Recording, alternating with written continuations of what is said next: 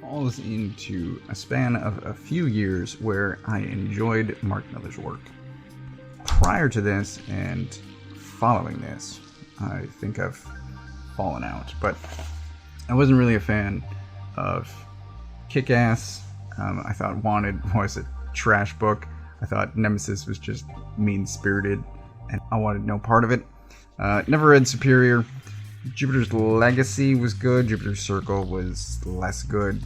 Kingsman I never read, but Starlight, Empress, Huck, Chrononauts, and I think there was another one somewhere in there. This was the run that I was a fan of.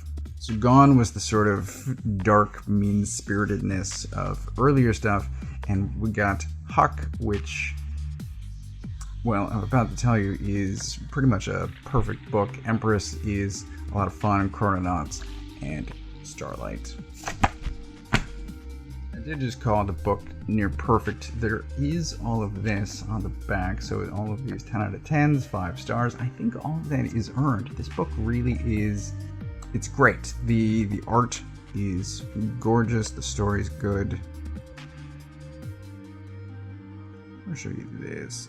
So, I've been a fan of Rafael Albuquerque for a long time. I think I first noticed him on Uncanny X-Force, but it may have been American Vampire.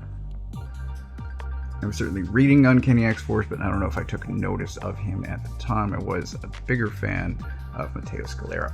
But this page here, I just love. I mean, the colors, the art, really the absence of anything outside of that window, it's fantastic. Love it. So, script by Millar, art by Albuquerque, colors by McCaig. Really combines into, as I said, a near perfect book.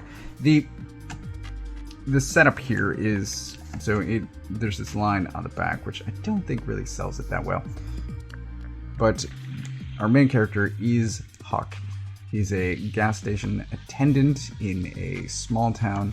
The town knows his secret, which is that he is essentially Superman.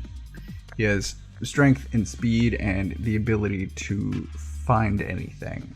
So people lose things, people are looking for, it starts with a lost necklace, but there are loved ones that people come to him asking for help. He helps find them. I think there was a kitten.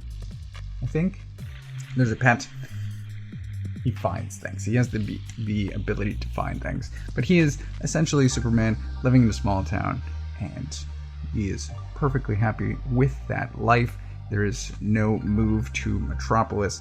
The catalyst for the series really starts when somebody new moves to town and blabs his secret to the news. That was where we get. So he's actually asleep. News is amassing outside of his door, and that's when we get the end of this first issue shot. From there, things escalate quickly. He has national media attention. People come to him looking for help. He has trouble resuming his life because of all of the increased attention, and some of that attention is unwanted. He gets noticed by the governor and sort of used as a pawn in the governor's campaign for re-election, and then nefarious forces come after him as well. And in the midst of this, he winds up going looking for his family. He was left on a porch as a baby, just with a note that says, "Please love him." So he was raised in the small town with lots of love. But he doesn't know where he comes from. He doesn't know. Please love him. He doesn't know who his family is. And in the process of this media attention, he winds up going searching for his family. And as I said in the beginning, he has the ability to find things and people. This was a 6-issue series. It was put out in the mid-teens. There's a date here in the beginning of 2016.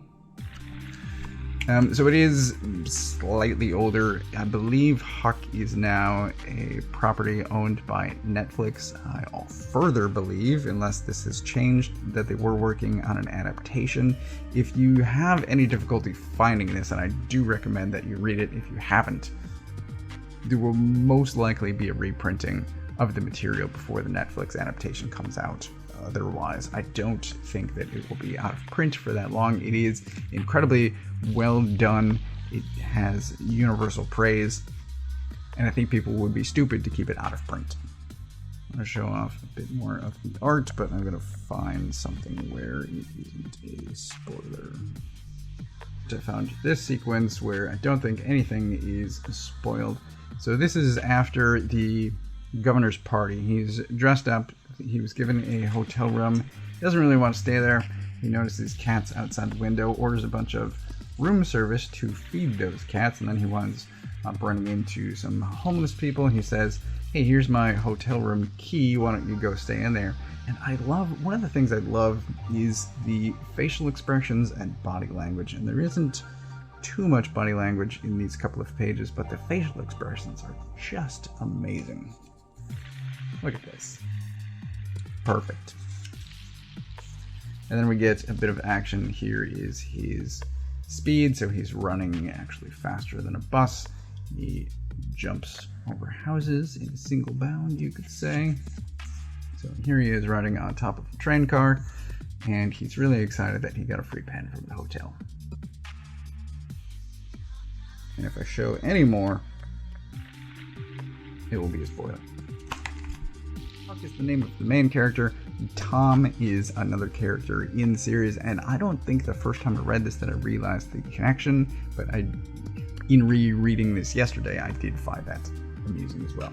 So, this is great. It's highly recommended. If you can't find it, I'm sure that a reprint is coming. I just don't know when.